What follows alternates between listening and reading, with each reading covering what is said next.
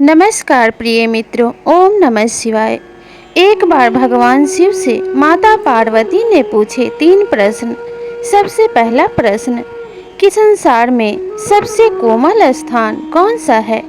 दूसरा प्रश्न, संसार में सर्वत से भी मीठा और ऊर्जावान वस्तु कौन सी है। और तीसरा प्रश्न, संसार में मनुष्य दुखी एवं गरीब क्यों होता है और किन आदतों से वह धनवान बन सकता है।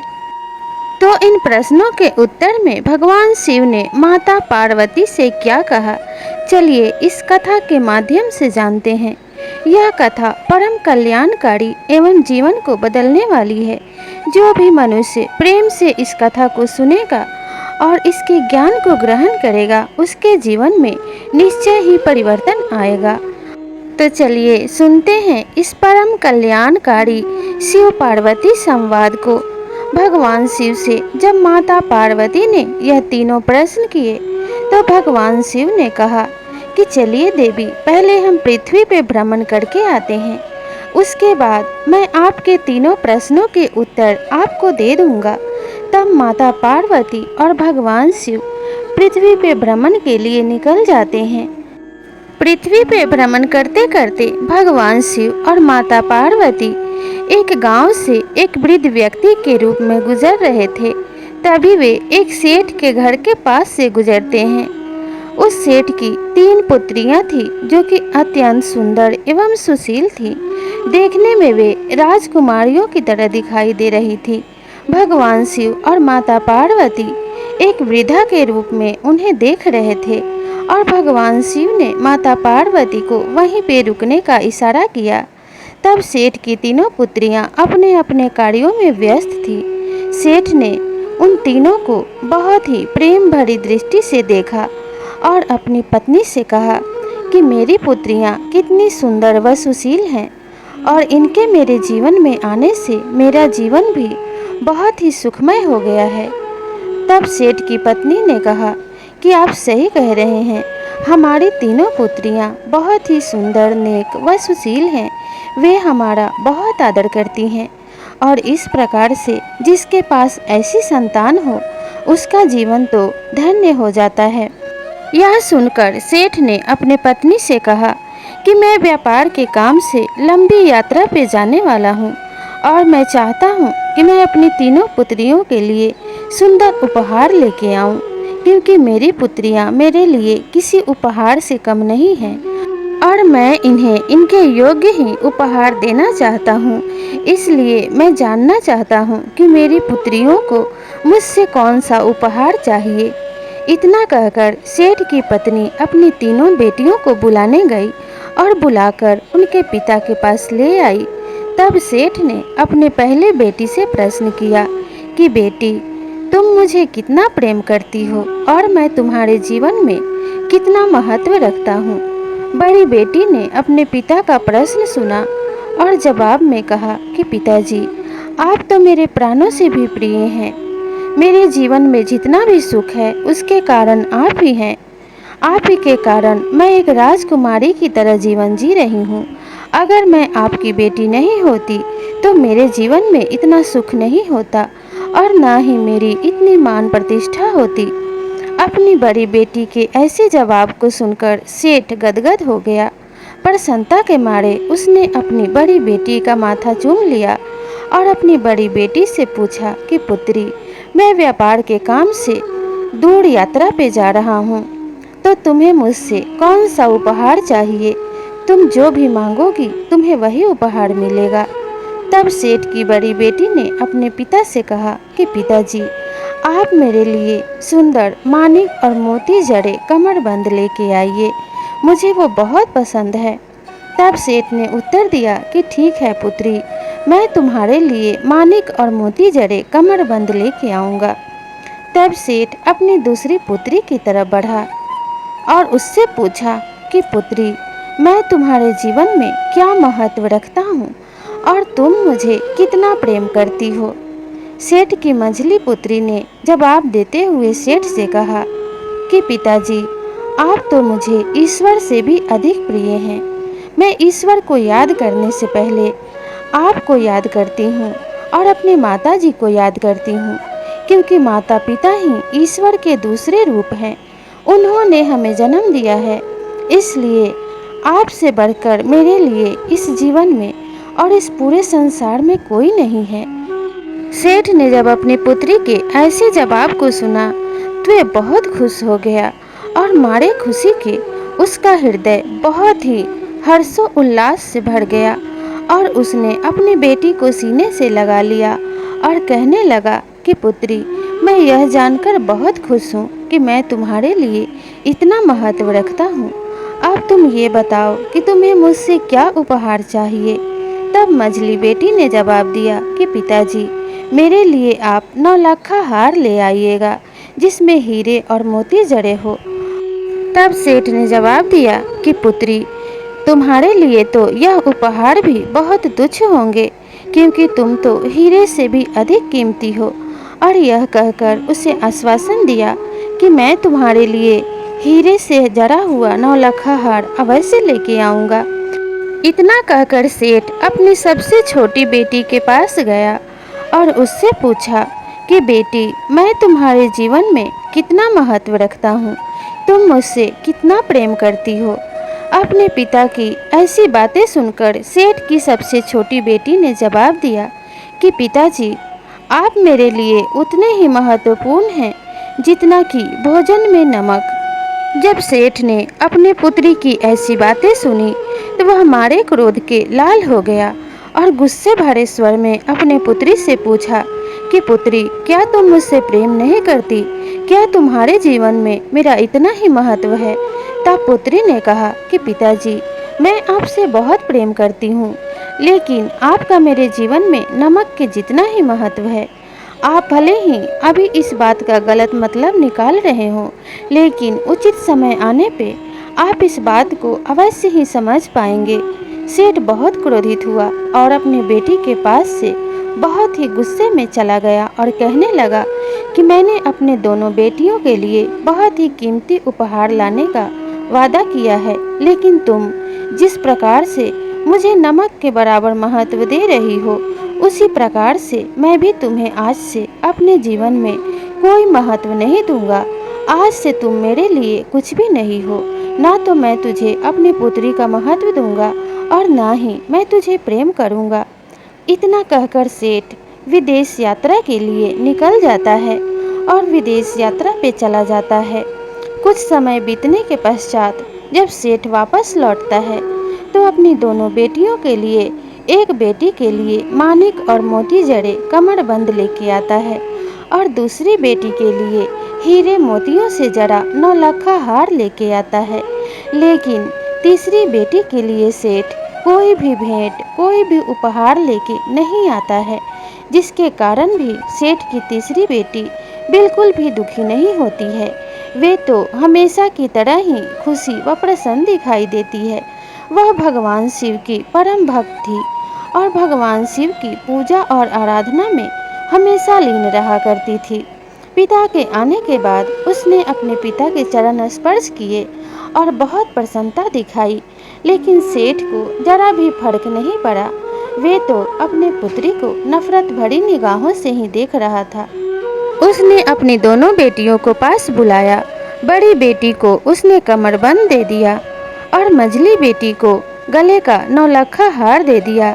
दोनों बेटियां अपना अपना उपहार लेकर बहुत प्रसन्न हुई और पहनकर बहुत ही दिव्य और सुंदर दिखने लगी।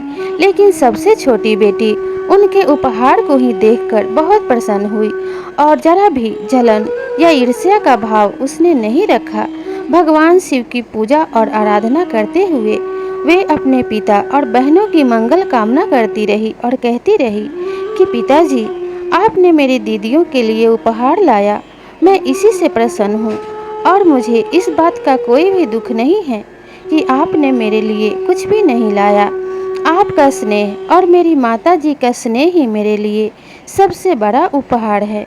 इतना कहकर छोटी बेटी प्रसन्नतापूर्वक अपने गृह कार्यों में लग जाती है। सेठ यह देखकर बड़ा ही विचलित था कि उसकी बेटी को इस बात का जरा भी दुख नहीं है। इसी प्रकार से कुछ समय व्यतीत हो जाता है। एक दिन उस नगर के राजा का बेटा यानी राजकुमार उस नगर में भ्रमण कर रहा था। तभी उसे प्यास लग जाती है और वह जलपान की इच्छा लेकर सेठ के घर में प्रवेश करता है और सेठ से पानी मांगता है। सेठ की तीनों बेटियां उस समय उसके आसपास ही मौजूद थी। सेठ जब उस राजकुमार को पानी पिलाता है तब वह राजकुमार पानी पीकर थोड़ी देर के लिए सेठ के घर में ही विश्राम के लिए बैठ जाता है और सेठ की तीनों बेटियों के कार्य गतिविधि को बहुत ही ध्यानपूर्वक देखता है। सेठ की छोटी बेटी के कार्य करने की शैली और उसके भाव भंगिमा देखकर राजकुमार बहुत प्रभावित होता है और मन ही मन उसे पसंद करने लगता है। थोड़ी देर इन सब बातों को देखने के बाद वह सेठ से बहुत ही विनम्रतापूर्ण स्वर में बोलता है कि सेठ जी, मेरे पिताजी मेरे विवाह को लेकर बहुत ही चिंतित हैं और वे मेरे विवाह के लिए एक उचित कन्या ढूंढ रहे हैं। अगर आपको किसी बात का एतराज़ ना हो तो आपकी छोटी पुत्री मेरे मन को भा गई है और मैं इससे विवाह करना चाहता हूँ। जब राजकुमार की सेठ ने बातें सुनी तो मन से जरा भी प्रसन्न नहीं हुआ और राजकुमार से कहने लगा कि मैं आपकी बातों से पूरी तरीके से सहमत हूँ, लेकिन मेरी एक दुविधा है। मेरी छोटी बेटी से बड़ी मेरी 2 और बेटियाँ हैं। मैं उनका विवाह किए बिना अपनी छोटी बेटी का विवाह कैसे कर सकता हूँ? आपकी बड़ी कृपा होगी अगर आप मेरी सबसे बड़ी वाली बेटी से विवाह कर लें तो मेरी इस दुविधा का हल हो जाएगा। तब राजकुमार ने कहा कि ठीक है, आप अपनी बड़ी बेटी को मेरे साथ मेरे राजमहल में भेज दीजिए। मेरे पिताजी इनकी परीक्षा लेंगे। अगर ये उस परीक्षा में खरी उतरती हैं तो मुझे इनसे विवाह करने में कोई भी आपत्ति नहीं है। तब सेठ ने सहर्ष ही अपनी बड़ी बेटी को राजकुमार के साथ भेज दिया। जब राजकुमार सेठ की बड़ी बेटी को लेकर राजमहल में पहुँचे तो बहुत सारी दासियाँ सेठ की बेटी के स्वागत के लिए आ गई। उसे नहलाया धुलाया, सुंदर वस्त्र और आभूषण पहनाए गए, नरम नरम बिस्तर पे सुलाया गया। इतना सुख और वैभव उसे प्राप्त हुआ जितना कि सेठ के घर में कभी नहीं मिला था। उसके बाद उसे बहुत ही मीठा और ऊर्जावान शरबत पीने के लिए दिया गया। जब राजकुमारी उस बिस्तर पे आराम करने लगी और उसने शरबत पी लिया तब राजकुमार और राजा वहाँ पे उपस्थित हुए और पूछने लगे कि हे सुंदरी, क्या तुमने पूरे जीवन में इससे अधिक कोमल बिस्तर पे विश्राम किया है और क्या तुमने अपने जीवन में कभी भी इससे मीठा और ऊर्जावान शरबत पिया है? तब सेठ की बड़ी बेटी ने बड़े ही सोच और समझकर जवाब दिया कि नहीं, मैंने अपने पूरे जीवन में इससे अधिक मुलायम और नरम बिस्तर पे कभी भी विश्राम नहीं किया और पूरे जीवन में कभी भी मैंने इससे मीठा और ऊर्जावान शरबत नहीं पिया है। सेठ की बड़ी बेटी के इस जवाब को सुनकर राजकुमार उदास हुआ और सेठ की बेटी से कहने लगा कि आप अपने परीक्षा में असफल रही हैं, इसलिए मैं अपने शर्त के मुताबिक आपको आपके पिता के यहाँ सकुशल छोड़ आता हूँ। इतना कहकर राजकुमार सेठ की बड़ी बेटी को लेकर सेठ के घर चला जाता है और उसे सेठ के पास ले जाकर बोलता है कि आपकी बड़ी बेटी परीक्षा में असफल रही, इसलिए मैं अपनी शर्त के मुताबिक इन्हें बाइज्जत यहाँ लेकर आया हूँ। तब सेठ ने राजकुमार से आग्रह किया कि हे राजकुमार, आप मेरी मंझली बेटी को लेके जाइए, यह परीक्षा में अवश्य ही सफल हो जाएगी। तब राजकुमार सेठ की मंझली बेटी को लेकर राजमहल में पहुंच गया। सेठ की मंझली बेटी को भी नहलाया धुलाया गया, सुंदर वस्त्र आभूषण दिए गए। उसके बाद अत्यंत नरम एवं मुलायम बिस्तर सोने के लिए दिया गया और उसके बाद बहुत ही स्वादिष्ट और ऊर्जावान शरबत पीने के लिए दिया गया। जब सेठ की मंझली बेटी ने उस शरबत को पी लिया तब राजकुमार ने पूछा कि हे सुंदरी, क्या तुमने अपने पूरे जीवन में इससे अधिक नरम मुलायम बिस्तर पे विश्राम किया है और क्या तुमने अपने पूरे जीवन में कभी भी इससे मीठा और ऊर्जावान शरबत पिया है? तब बड़े ही सोच विचार करने के बाद सेठ की मझली बेटी ने जवाब दिया कि नहीं, आज तक मैंने कभी भी इससे अधिक नरम और मुलायम बिस्तर पे विश्राम नहीं किया है और ना ही इससे अधिक मीठा और ऊर्जावान शरबत मैंने पिया है। सेठ की मझली बेटी की बातों को सुनकर फिर से राजकुमार निराश हुए और कहने लगे कि आप भी अपने इस परीक्षा में असफल रहीं, इसलिए चलिए मैं अपने शर्त के मुताबिक बाइज्जत आपको आपके पिता के पास छोड़ आता हूँ। राजकुमार फिर से सेठ की बेटी को लेकर उसके घर पहुँच जाते हैं और कहते हैं कि आपकी मझली बेटी भी इस परीक्षा में असफल रही। इस पर राजकुमार कहता है कि अब मैं आपकी छोटी बेटी को ले जाना चाहता हूँ और आपकी इन्हीं दोनों बेटियों की भांति उनका भी परीक्षण करना चाहता हूँ। तब सेठ ने बहुत ही नाक मुँह सिकोड़ते हुए इस बात की अनुमति दी, जबकि वह इस बात की अनुमति देना नहीं चाहता था, लेकिन वह राजकुमार के सामने कुछ भी नहीं बोल पाया। सेठ की छोटी बेटी अपने माता पिता को प्रणाम कर और उनसे आज्ञा लेकर राजकुमार के साथ उसके राजमहल में जाती है। सेठ की दोनों बेटियों के भांति ही उसकी छोटी बेटी को भी अच्छे से नहला धुलाकर सुंदर वस्त्राभूषण दिए गए। उसके बाद बहुत ही नरम और मुलायम बिस्तर उसे विश्राम करने के लिए दिया गया। फिर उसे बहुत ही स्वादिष्ट और मीठा शरबत जो कि ऊर्जा से परिपूर्ण था उसे पीने के लिए दिया गया। जब उसने शरबत पी लिया तब राजा और राजकुमार दोनों सेठ की छोटी बेटी के पास पहुँचे और पूछने लगे कि क्या आपने अपने पूरे जीवन में इससे नरम और मुलायम बिस्तर पे विश्राम किया है और क्या आपने अपने पूरे जीवन में इससे अधिक मीठा और ऊर्जावान शरबत पिया है। तब सेठ की छोटी बेटी ने कहा कि हाँ, मैंने एक बार नहीं बल्कि कई बार, या ऐसा कहिए कि लगातार कई वर्षों तक मैंने इससे भी अधिक नरम व मुलायम बिस्तर पे विश्राम किया है और इससे भी अधिक मीठा और ऊर्जावान वस्तु मैंने कई वर्षों तक लगातार पिए हैं। तब राजा और राजकुमार दोनों ही आश्चर्यचकित हुए और पूछने लगे कि यह वस्तु आपको कहाँ से प्राप्त हुई और इन दोनों वस्तुओं का अनुभव आपको किस प्रकार से मिला, हमें भी बताइए।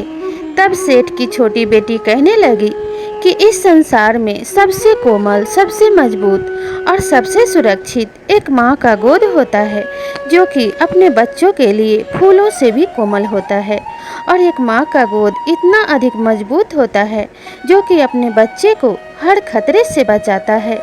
अगर माँ के ऊपर तीर और भाले भी चल रहे हो फिर भी वे अपने बच्चे को गोद में समेटकर वो तीर वो अपने ऊपर लेती है, लेकिन अपने बच्चे को कुछ नहीं होने देती है। और माँ का दूध इस संसार का सबसे मीठा और सबसे ऊर्जावान पेय पदार्थ है, क्योंकि इससे अधिक शक्ति दुनिया की किसी चीज़ में नहीं है। दूध ही ऐसा है जो बच्चे के शरीर में लहू बन के दौड़ता है। उससे बड़ा होने के लिए जितनी शक्ति माँ के दूध से मिलती है उतनी शक्ति किसी और चीज़ से नहीं मिल सकती। क्या आप दोनों इस बात से सहमत नहीं हैं? तब राजा और राजकुमार दोनों ही सेठ की छोटी बेटी की बातों से सहमत हो जाते हैं और कहते हैं कि आप इस परीक्षा में सफल रहीं, क्योंकि माँ की गोद की बराबरी दुनिया की और कोई भी बिस्तर नहीं कर सकती और माँ के दूध के बराबर मीठा और ऊर्जावान शक्तिवान दुनिया में कोई भी पेय पदार्थ नहीं है। इतना कहकर राजकुमार सेठ की छोटी बेटी को लेकर सेठ के पास पहुंचते हैं और कहते हैं कि आपकी छोटी बेटी बड़ी ही बुद्धिमान और सुशील है, यह इस परीक्षा में सफल रही। और दोनों का विवाह बड़े ही धूमधाम से और खुशी खुशी हो जाता है। जब सेठ की छोटी बेटी का विवाह हो जाता है तो सेठ नाक मुँह सिकोड़ते हुए अपनी छोटी बेटी को राजकुमार के साथ विदा कर देता है। अब सेठ की छोटी बेटी उस नगर की, यानी सेठ जिस नगर में रहता था उस नगर की महारानी बन चुकी थी। वे उस नगर के राजकुमार की पत्नी बन चुकी थी और उस नगर में उस राजा का बहुत ही वर्चस्व था, दबदबा था, मान सम्मान था, जिसके कारण जो पद सेठ की छोटी बेटी को प्राप्त हुआ बाकी की दोनों बेटियों को नहीं हुआ। इसी तरीके से कुछ समय व्यतीत हो जाता है। एक दिन सेठ की छोटी बेटी और राजकुमार ने सेठ को अपने घर निमंत्रण पे बुलाया और सेठ की छोटी बेटी ने नौकरों के साथ मिलकर खुद अपने हाथों से अपने पिता के लिए 52 व्यंजन बनाए और कहा कि मैं अपने पिता को स्वयं अपने हाथों से ही इस व्यंजन को परोसूंगी। जब सेठ अपने पुत्री के घर पे आया तो उसे भोजन परोसा गया। सारे महल के लोग, नौकर चाकर, अतिथि सब लोग भोजन को उंगलियां चाट चाट कर खा रहे थे। भोजन इतना अधिक स्वादिष्ट था, लेकिन वह सेठ एक के बाद दूसरे पकवान को चखता और मुंह बनाते हुए तीसरे की तरफ बढ़ जाता। कुछ ही क्षणों में उसने 52 व्यंजन चख डाले, लेकिन कोई भी व्यंजन उसने खाया नहीं और कहा कि यह सब क्या है? क्या तुम लोग मेरा अपमान करने के लिए यहाँ बुलाए हो? अगर तुम्हें खाना खिलाना ही नहीं था तो झूठ मूठ का यह सब नाटक क्यों किया? तब राजकुमार ने कहा कि पिताजी, आप यह सब क्या कह रहे हैं? यह सारे व्यंजन तो आपके ही बेटी ने बनाए हैं और स्वयं खुद के हाथों से बनाए हैं।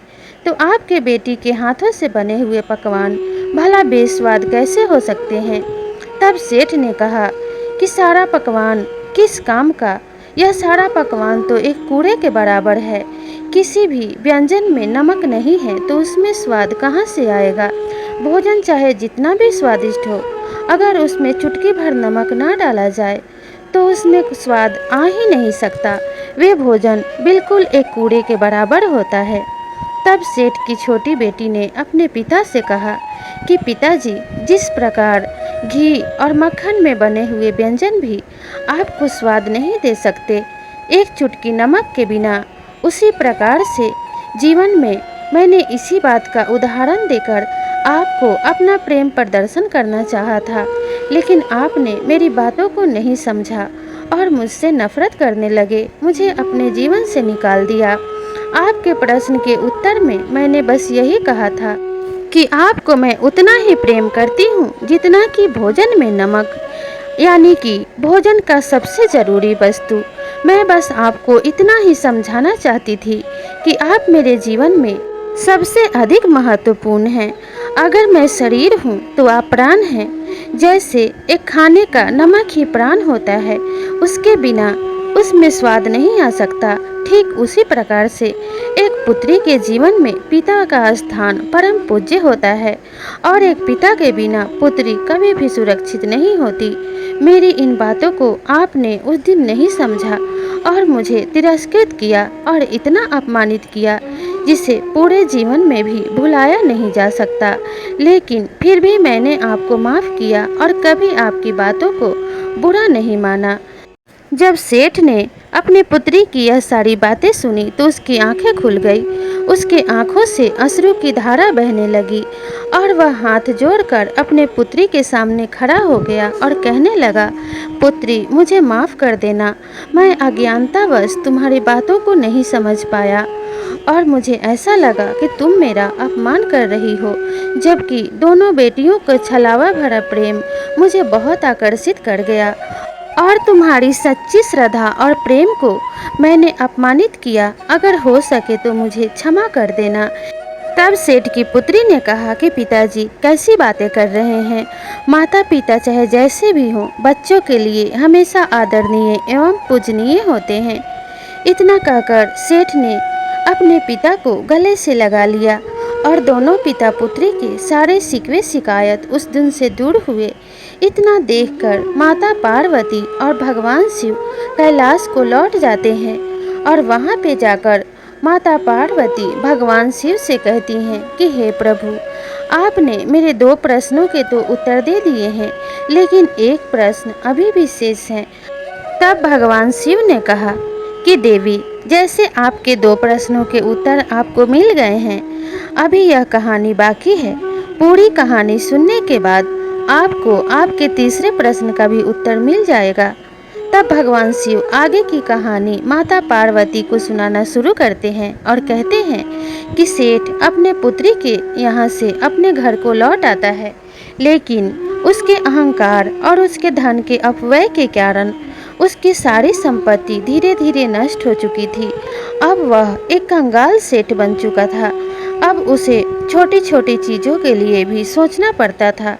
तब माता पार्वती ने कहा कि ऐसा क्यों हुआ।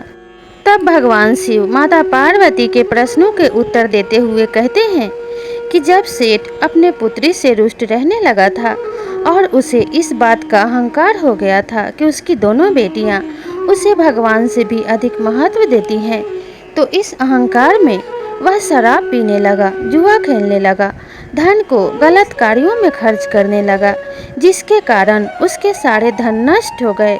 व्यक्ति अपने प्रयत्नों से अमीर बनता है और अपने गलत कार्यों से वह अमीर से गरीब भी बन जाता है। जो भी व्यक्ति अगर वह हमेशा धनवान बने रहना चाहता है तो उसे अपने धन का कुछ हिस्सा शुभ कार्यों में खर्च करना चाहिए। उसे गरीबों की मदद करनी चाहिए, दीन और दुखियों की सहायता करनी चाहिए। और जो भी हमारे आसपास ज़रूरतमंद लोग रहते हैं, जिनके घर में किसी चीज़ का बहुत अभाव है, अगर आपके पास धन है तो यथाशक्ति उसकी मदद कीजिए, क्योंकि गरीबों की दुआएं सीधे भगवान के दरबार में जाती हैं और स्वीकारी जाती हैं और आपके ऊपर आने वाली मुसीबत टल जाती है। इस प्रकार से जो कोई भी व्यक्ति हमेशा धनवान बने रहना चाहता है, उसे इन कार्यों को जरूर करना चाहिए और अपने धन को हमेशा बचाए रखने के लिए गलत चीज़ों को कभी भी और गलत संगति को नहीं अपनाना चाहिए। हमेशा कर्म करते रहना चाहिए ताकि हमेशा आपको फल प्राप्त होता रहे।